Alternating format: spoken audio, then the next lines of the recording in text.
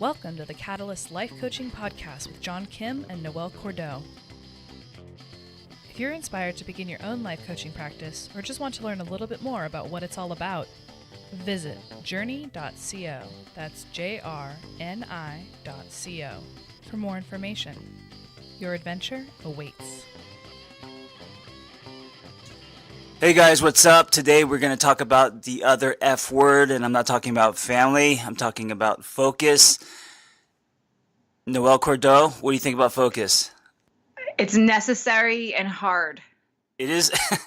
It's something that I have no conception of because I'm all over the place. But let's talk about focus. I think so many people struggle, especially today with just everyone is so multitasking and the internet and all of this. There's just a lot of noise today. Yeah, well, let's get into it. And, sorry in the background, guys. That's my dog, George. He has a new toy. It's a monkey. It's very squeaky. If George understood English, I'd have a talk with him about the squeaking. But, anyway. So speaking of focus, our prefrontal cortex is the part of our brain that literally drives focus from one thing to the next. And our prefrontal cortex is just like any other part of our body. When it's overused, it gets fatigued.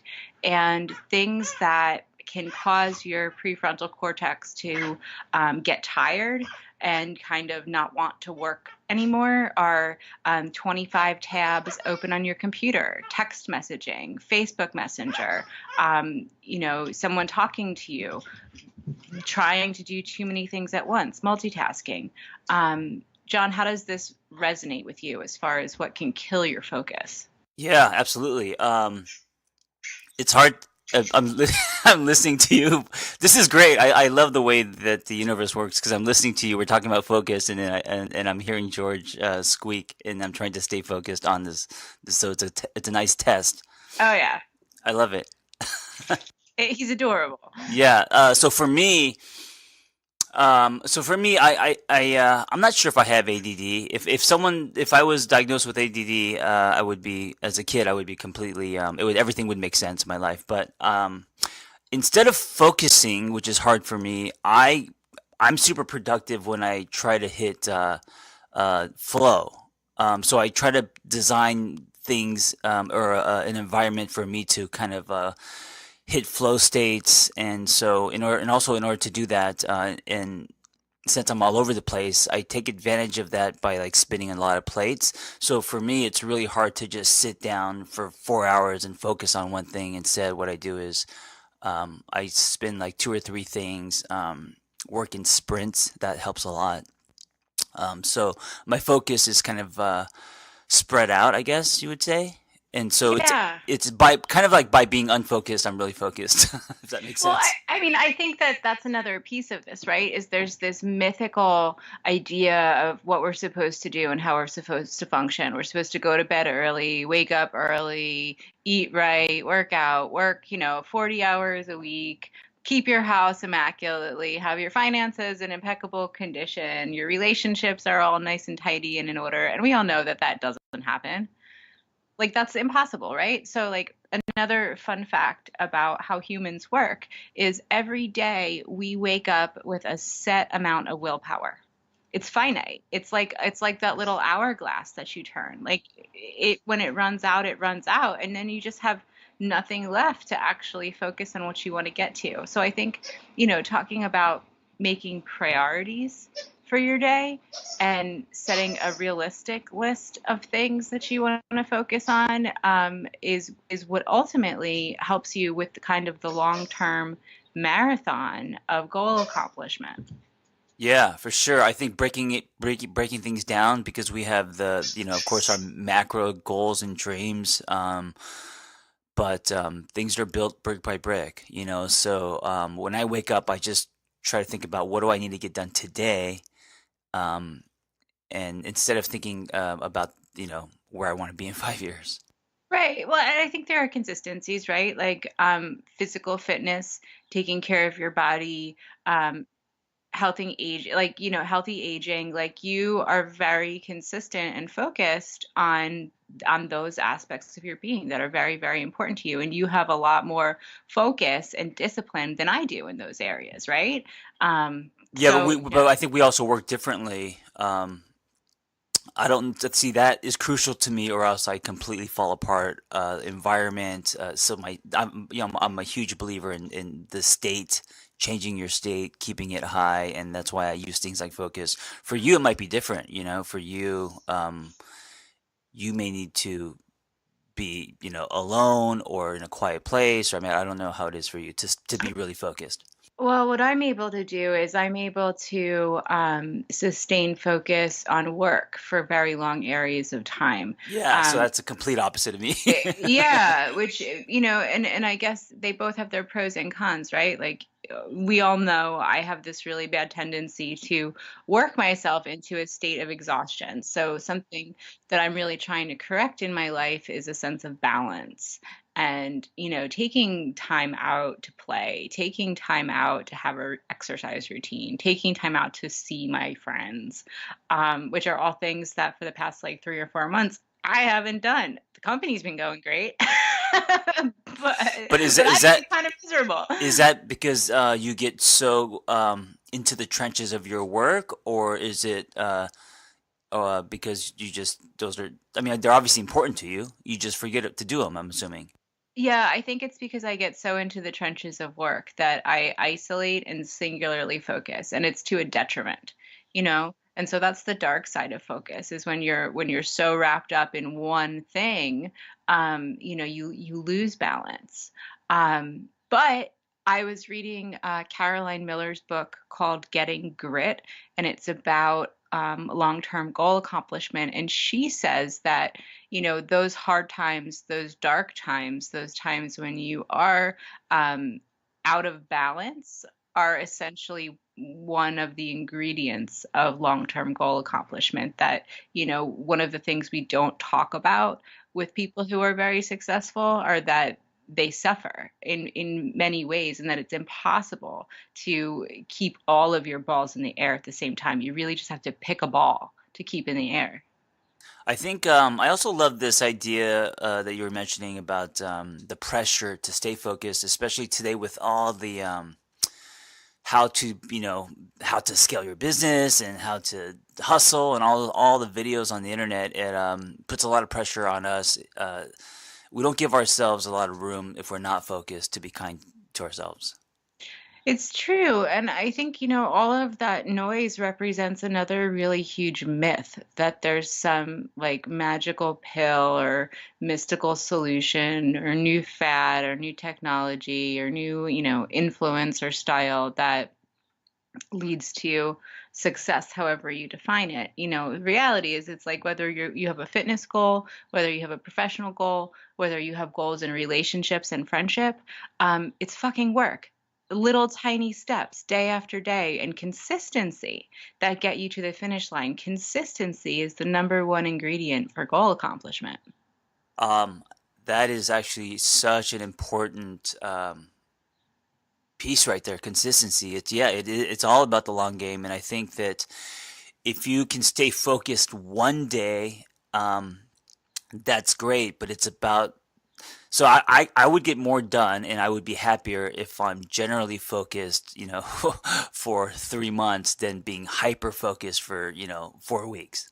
Yes. And in order to be consistent, I think you have to a be kind to yourself when you're not, but also um, this idea of lifestyle design. Like, how are you going to design your life so because every day you're going through this maze, and that maze is designed by you, and you know the best about yourself. So how are you going to design your life so you will, knowing you in a way where you're going to be productive, but also happy and fulfilled. Well, this is a great question. And as coaches, this is the very thing that people come to us with, is that they're out of balance, they're unhappy, they're unsure what to do. Things might be going fine in one or two areas of life, but there are these big deficits, right? Um, I think priority is a key word here, because notice before I said whether you have a goal in friendship, romantic relationships, physical fitness, professional life, like there are all different kinds of goals. And having a goal in, forming better and healthier friendships, is no less important than having a goal in your professional life. So it really depends on what's the thing that you really need and want to cultivate most in your life right now. Yeah, a lot of people think that all that's extra. I know that I haven't traveled a lot, and I think one of the reasons is because I thought that traveling is extra. That's something you do when you become successful. And so at 45, I've really been to very few places on this planet. And I think a lot of people think that, hanging out with friends and the things that we actually need, is extra instead of an actual need. And I think if you want to stay focused, you have to, and this kind of falls under the umbrella of self-care, you really have to take care of yourself to be focused. And it's an exchange, right? So like in my life right now, I have pretty much let everybody in my life know, like, I'm hell bent on running this business. That takes priority for me. But it takes priority at the expense of my friendships, getting to know my friends' kids, seeing my parents, kicking off for the weekend and going to the beach, having time to commit to working out consistently 1-2 hours every day. That shit just isn't happening in my life, and it's a trade-off. And that's okay because there were times in my life where I focused almost exclusively on friendships and fun and traveling and building those relationships. And that was great too. So how do you find a balance? How do you know if you are not focused enough? And how do you know if you are, putting so much on the focus that you're losing quality of life or, getting off balance? Well, I'm going to say something that's probably a little bit controversial right now. I think that balance gets in the way of goal accomplishment. Yeah, absolutely. I think so many people are saying that you have to have a balanced life, but to be honest, if you want to build something, and I know this, you gotta fucking work. Like Right. you have to put in, what more than 40 hours a week. I mean, for me, the only way for me to actually get all the writing done or to write a book or whatever, is to really turn it into a lifestyle where it doesn't even feel like work because I'm doing it all the time. Right. And think about all of the different aspects of your life, like relationship, um, physical fitness, and your professional life. So if I use you as an example, and I have the privilege of knowing you very well, like those are three things that I know you take time to work on. Um, that's a lot. It is a lot. And so like, because I produce content, it if I see producing content as work, I would never, I mean, I can't do it. I just see producing content as like going to sleep and eating lunch, and it's just ingrained in what I do. And because I just try to do it every time I have a second, um, it gets done. So I don't really see it as work. But if I was to see it as work, yeah, I'm technically working all the time, except when I'm sleeping. But you also put strategic focus into your sweat, your daily sweat. You also put strategic focus into your relationship. Yep.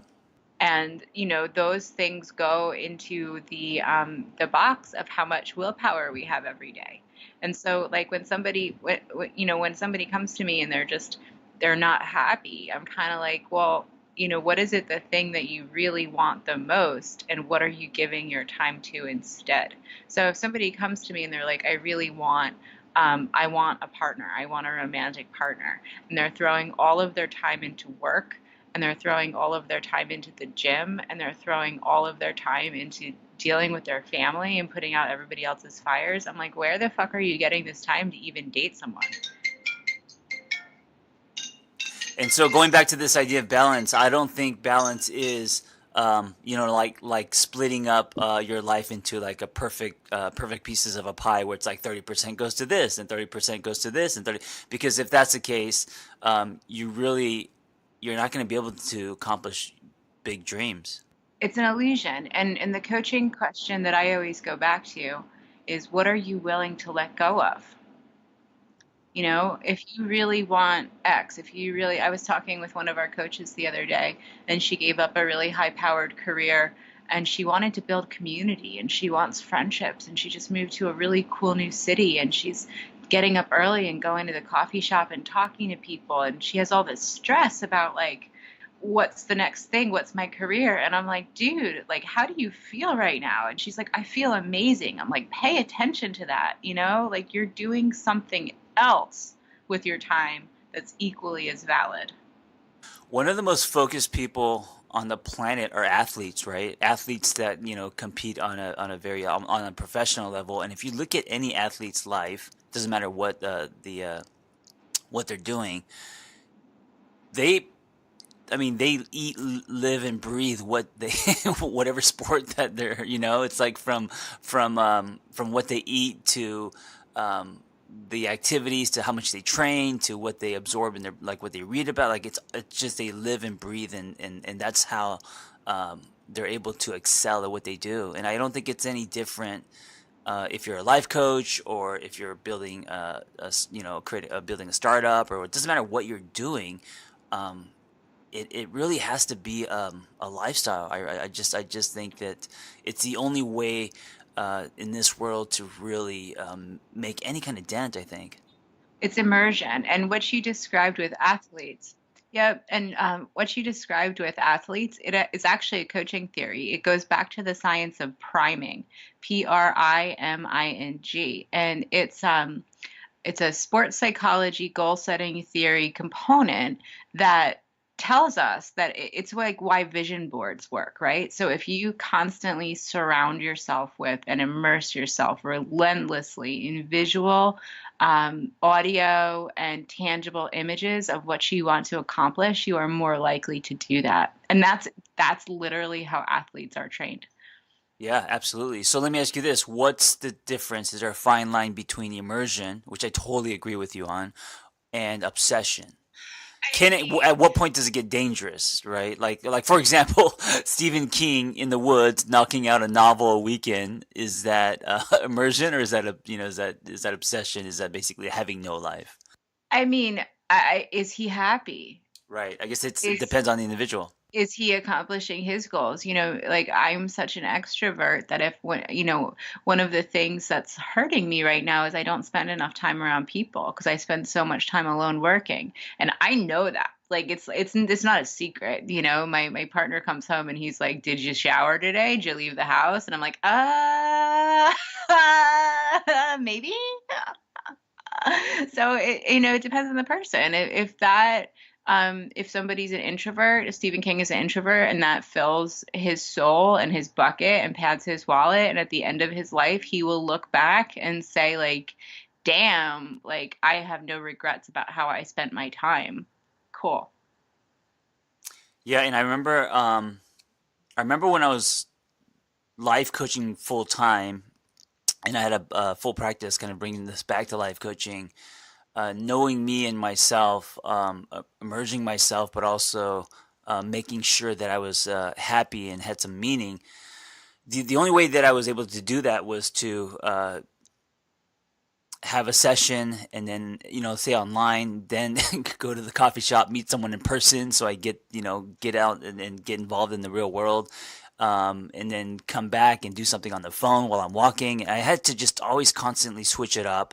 And I'm not saying that works for everyone, but that was the only way that I could do it, because I knew the amount of work it took to have a full practice. Now, other people like to just go into an office and just back to back knock out 6 sessions, and that's their day. But for me, it didn't work that way. So I think it goes to this idea of, when it comes to focus, you have to know yourself and what's going to work for you. It's going to be different for everyone.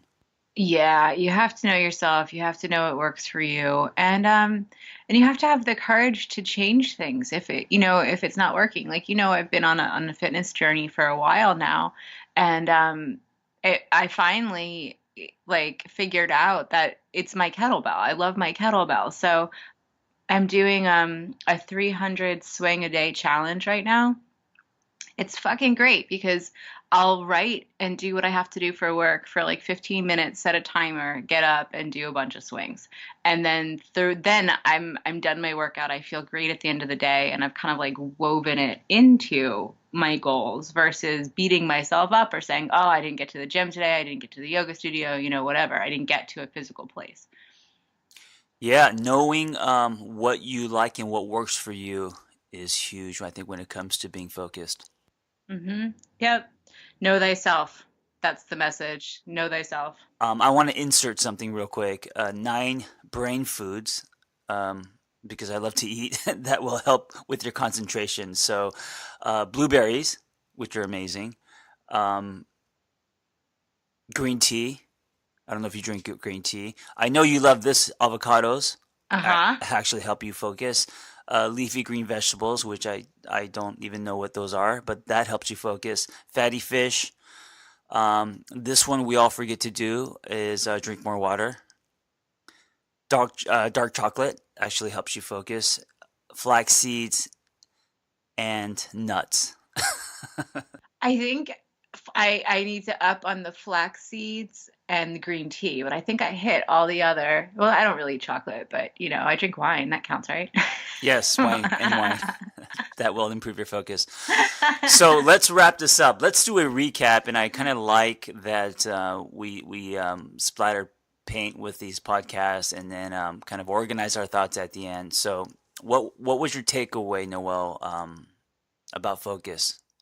We hit on a lot of really cool life coaching questions and tenets. So, one of them was the science of priming, and that's having a visual representation of what you accomplish. The other one was that you have a finite amount of willpower every day. So you have to choose literally what you want to cultivate in your life at any given time. And having goals in the area of friendship and love and happiness are just as legitimate as having goals in the area of physical fitness in your professional life. I think too, we got to one of the questions of like, what are you willing to let go of? Because you do have finite time in your day. So what are you willing to let go of to make room for the things that you really do want to accomplish? And, I tossed in my little stance about the fact that balance is bullshit. And if you ever really want to get anything done, you have to suffer a little bit. Yeah, balance is a myth. That being said, we all have our own definition of balance. So I think with balance, it's not everything split up equal. That's not what balance means. No, no, but I think that, when I think of balance, it's like, I eat healthy, my relationships are in check, my house is in check. That's great. If all that stuff happens, I'm not going to get shit done professionally. Well, there we go. There we go, guys. Focus, redefining focus. I think for me, one of the greatest points of this episode is, or the most important is, to not judge yourself or compare yourself if you feel that you're not being focused or productive. I think in the world that we live in today, there's so much pressure to see what everyone else is doing, and if you're a blogger, or if whatever you're doing, if you're doing stuff on social media, there are things like followers and likes. There's so many metrics today, and to really stay away from that, because that could actually get you to not get focused, and that could be one of the biggest distractions. So staying in your own lane, doing what works for you, designing a life that is going to be meaningful and productive, and that works for you, and that may be very different than anyone else. I don't know anyone else that works like I work, in the sense that how scattered I am, but this works for me. So that's my thing. Totally. I like it. All right, I have to go play with the dog now because I like literally took away and sat on all his toys. Okay, be well. Bye. All right, take care.